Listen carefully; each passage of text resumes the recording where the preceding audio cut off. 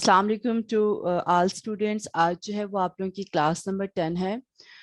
हमारी जो पिछली क्लासेस थी उनमें हमने जितने भी टूल्स सीखे थे उन टूल्स के मुताबिक जो है हमने डिज़ाइनिंग भी कर ली है।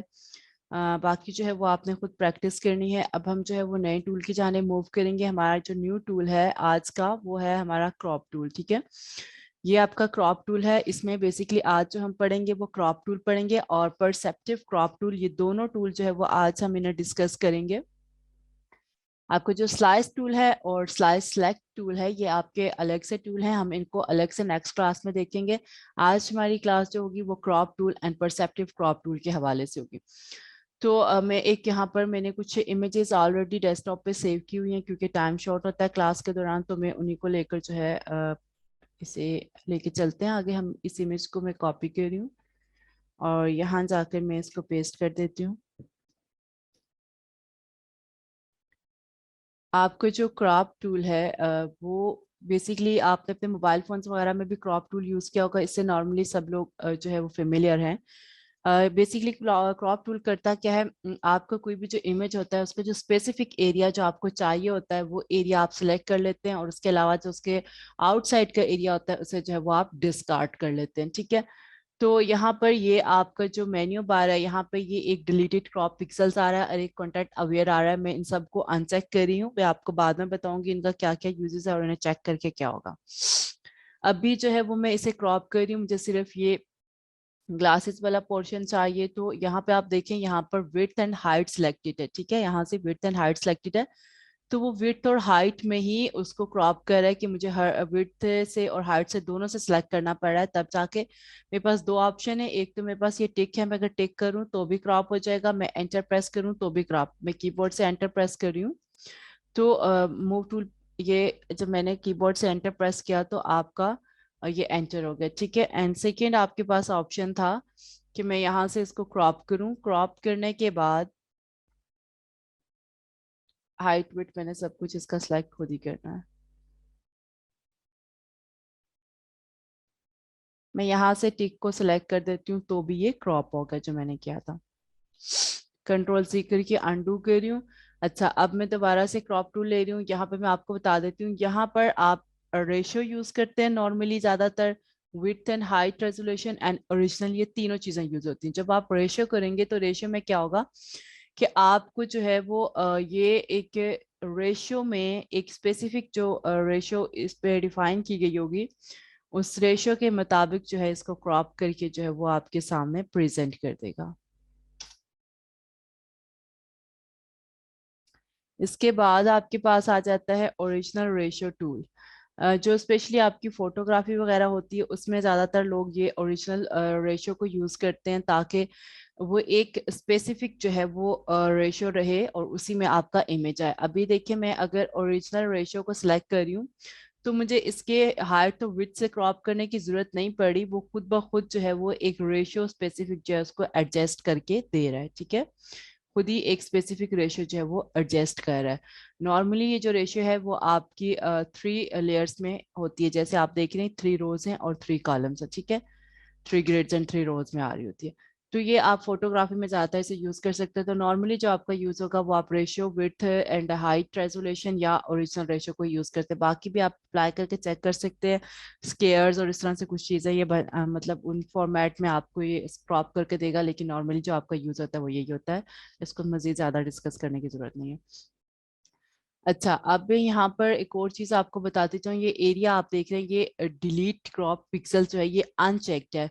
तो अगर मैं इसको जो है वो सिलेक्ट कर रही हूँ, कोई भी पोर्शन सेलेक्ट करके मैं उसे जब एंटर कर रही हूँ तो वो स्पेसिफिक मेरे पास आ रहा है। यहाँ पर ही मेरा हाईलाइट नहीं है। अगर ये हाईलाइट नहीं है, इसने वो एरिया डिस्कार्ड तो किया लेकिन वो एरिया अभी यहाँ पर मौजूद है। ठीक है, मैं अगर दोबारा से इस क्रॉपिंग में जो है वो साइड्स इंक्रीज करना चाहती हूँ, डिक्रीज करना चाहती हूँ कोई एरिया, तो वो मेरे पास अवेलेबल होगा। मैं दोबारा से इस इमेज को जस्ट सेलेक्ट करूंगी तो आप ये देखेंगे इसका जो एरिया था, जो इसका बैकग्राउंड था, वो सारा मुझे दोबारा से नजर आ रहा है। और मैं मजीद अगर कोई एरिया इंक्रीज या डिक्रीज करना चाहती हूँ तो मैं कर सकती हूँ। ठीक है, और मैं फिर एंटर प्रेस कर दूंगी। हाँ, लेकिन अगर यहाँ पर एक और चीज, अगर मैं ये डिलीट क्रॉप पिक्सेल्स को मैं सेलेक्ट कर लेती हूँ और फिर मैं इसको क्रॉप करती हूँ, तो आप देखेंगे कि जो एरिया मैं सिलेक्ट करूँगी जस्ट वही एरिया यहाँ होगा, बाकी एरिया जो है वो सारा डिलीट हो जाएगा और मुझे फिर जो है वो एरिया नहीं यहाँ पर मिलेगा। लाइक अभी आप देखिएगा, मैं एंटर प्रेस कर रही हूँ, तो अब अगर मैं दोबारा से इसको सिलेक्ट करूँ तो साइडों से जो एरिया मैंने क्रॉप कर दिया वो एरिया अब मुझे वापस विजिबल नहीं है। तो अगर आप ये डिलीटेड क्रॉप पिक्सल को सिलेक्ट करते हैं तो ये जो आपने क्रॉप कर ली इमेज जस्ट वही आपको शो करेगा, इसका जो साइड वाला एरिया जो आपने वो डिस्कार्ड कर दिया था वो एरिया आपको नहीं मिलेगा। लेकिन अगर ये आप अनचेक रखेंगे तो बेहतर ये है कि आप अनचेक रखें, क्योंकि बाद में हो सकता है कि एरिया हमें चाहिए हो। तो अनचेक रखेंगे तो वो एरिया आपको दोबारा से विजिबल होगा और आप उस पे से कोई एरिया अगर इंक्रीज या डिक्रीज करना चाहेंगे तो वो आप कर सकेंगे इजीली। ठीक हो गया।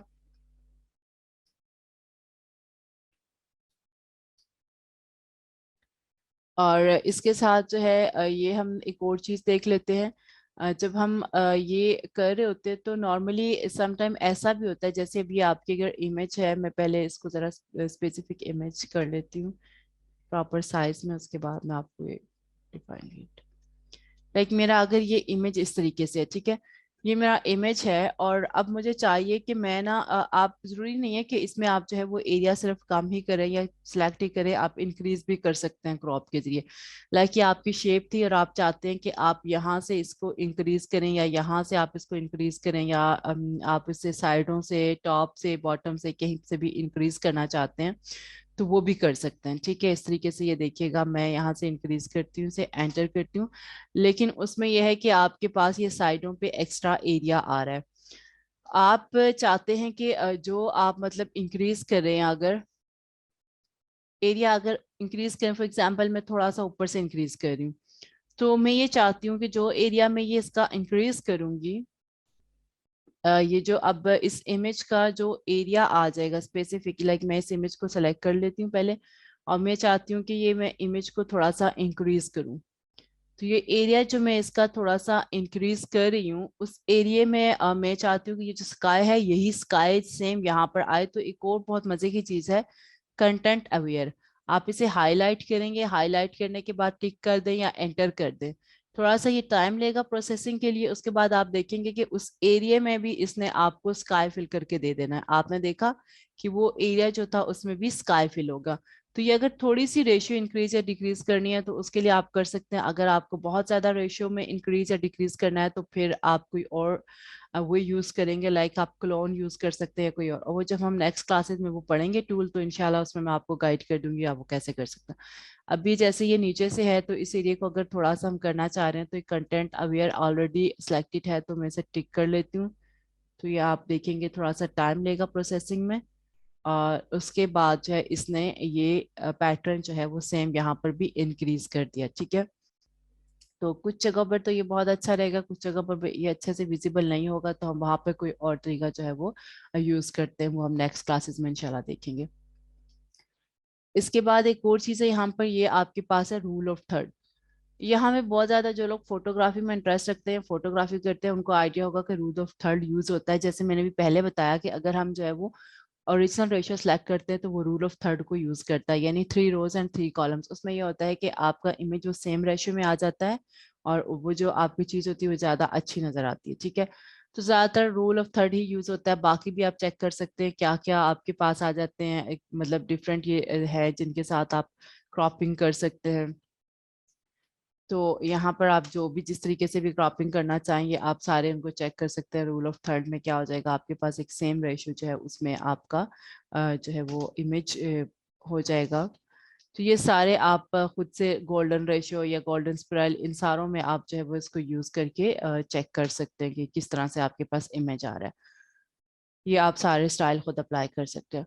तो बेसिकली हमारा जो क्रॉप टूल था वो हमने देखा, उसमें मैंने एक चीज आपको बताई वो ये थी, लाइक इस क्रॉप टूल में हमने 3 4 चीजें की हैं। एक चीज और आपको बतानी है, वो ये है आपका स्ट्रेटन। ठीक है, स्ट्रेटन जो है ये बहुत मजे का है। इससे क्या होता है, आपने देखा कि ये जो आपकी स्काई है और जो ये जमीन है, ये आपस में जो इनका मैच पॉइंट है जहाँ पे ये मिल रहे हैं, ये थोड़ा सा तिरछा है।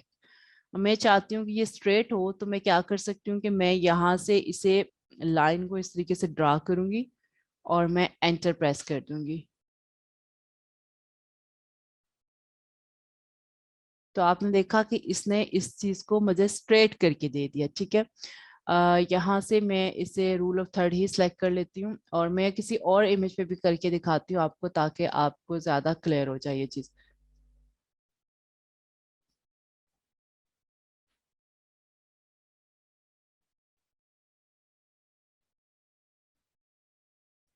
हमारा ये इमेज है, यहाँ पर आप देख सकते हैं कि यहाँ पर ये बहुत ज्यादा तिरछी आपको क्लियर नजर आ रही है। तो मैं यहाँ से क्या करूंगी, क्रॉप टूल आपने पहले हमेशा सेलेक्ट करना है।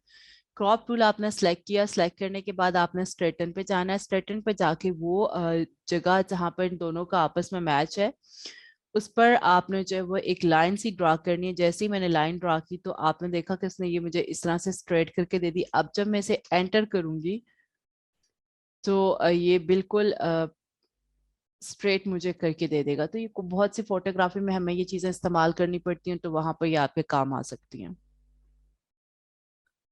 अब आपने देखा कि ये जो बिल्कुल तिरछी सी लाइन थी वो बिल्कुल स्ट्रेट हो गई है। तो ये स्ट्रेटन टूल का है काम।